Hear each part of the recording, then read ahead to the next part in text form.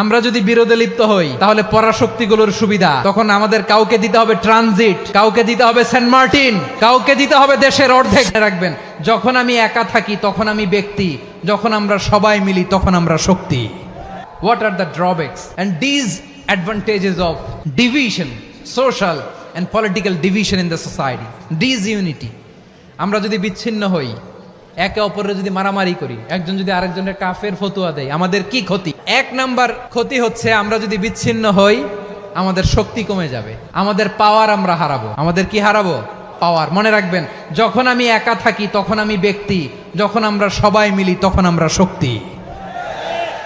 এই শক্তি নিয়ে আমাদের সামনে এগিয়ে যাওয়ার দরকার আছে না নাই?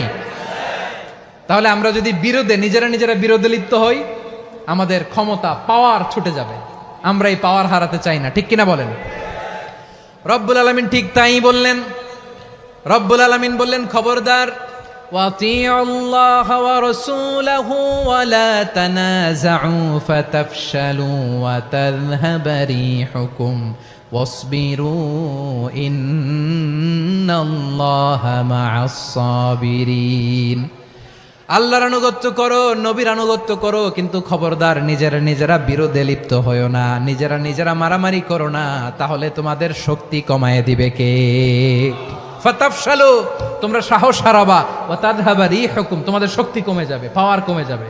তাহলে আমরা যদি নিজেরা মারামারি করি, আমরা নিজেরা যদি বিচ্ছিন্নতায় লিপ্ত হই, আমরা যদি মতানৈক্য করি, তাহলে আমাদের শক্তি কমে যাবে, ঠিক কিনা? আমরা শক্তি কমাবো। আচ্ছা, ছোট্ট একটা বাঁশের কঞ্চি যদি আপনারা দেয়, পায়ের মধ্যে ধাক্কা দিয়ে ভাঙতে পারবেন না? এরকম বাঁশের কঞ্চি যদি 20টা একসাথে জোড়া লাগায় দেয়, ভাঙতে পারবেন? কথা বোঝে নাই মনে হয়। চিকন একটা বাঁশের কঞ্চি দিলে ভাঙা যাবে না? এরকম চিকনই 20টা বাঁশের কঞ্চি একসাথে লাগাই দিলে ভাঙতে পারবেন? কারণ যখন আমি একা থাকি তখন আমি ব্যক্তি, যখন আমরা সবাই মিলি তখন আমরা শক্তি। আমরা যেন শক্তি না হারাই। আমরা বিরোধে লিপ্ত হলে আমাদের শক্তি কমে যাবে। এই হচ্ছে 1 নম্বর ডিসঅ্যাডভান্টেজ। 2 নম্বর ডিসঅ্যাডভান্টেজ হচ্ছে আমরা নিজেরা বিরোধে লিপ্ত হলে অন্যরা আমাদের মাথায় কাঁঠাল ভেঙে খাইতে সুবিধা হয়। কথা বোঝেন নাই? আমরা যদি বিরোধে লিপ্ত হই তাহলে পরাশক্তিগুলোর সুবিধা তখন আমাদের কাউকে দিতে হবে ট্রানজিট, কাউকে দিতে হবে সেন্ট মার্টিন, কাউকে দিতে হবে দেশের অর্ধেক। চিল্লায় বলো ঠিক কিনা? নিজেদের প্রবলেম সলভ করার ক্যাপাসিটি আমাদের আর থাকবে না। নিজেরা বিরোধে জড়ালে পরাশক্তিগুলো আমাদের মাথায় কাঁঠাল ভেঙে খায়। তখন ভারতের পিছনে দৌড়াতে, আমেরিকার পিছনে দৌড়াতে আমাদের জুতার তলা ক্ষয় হইয়া যাইবে। নিজেদের প্রবলেম সলভ করা যাবে না। আমরা যদি অন্যের পিছনে না দৌড়াতাম আর এই বিরোধকে থামাতে পারতাম, বাংলাদেশ আজকে যেখানে আছে তার কমপক্ষে 50 গুণ সামনে থাকতো। চিল্লায় বলেন ঠিক কিনা? তাহলে 1 নাম্বার ক্ষতি হচ্ছে আমাদের পাওয়ার লেস হয়ে যায়, আমরা দুর্বল হই যদি আমরা বিরোধ করি। 2 নাম্বার হচ্ছে পরাশক্তিগুলোর সুবিধা নেয়। 3 নাম্বার হচ্ছে আমাদের উন্নয়ন, দেশের উন্নতি, অগ্রগতি, এটা স্থবির হয়ে যায়, এটা বাধাগ্রস্ত হয়। প্রিয় ভাইয়েরা, ইউনিটি, ঐক্য হচ্ছে একটা দেশের উন্নয়নের মূল ভিত্তি।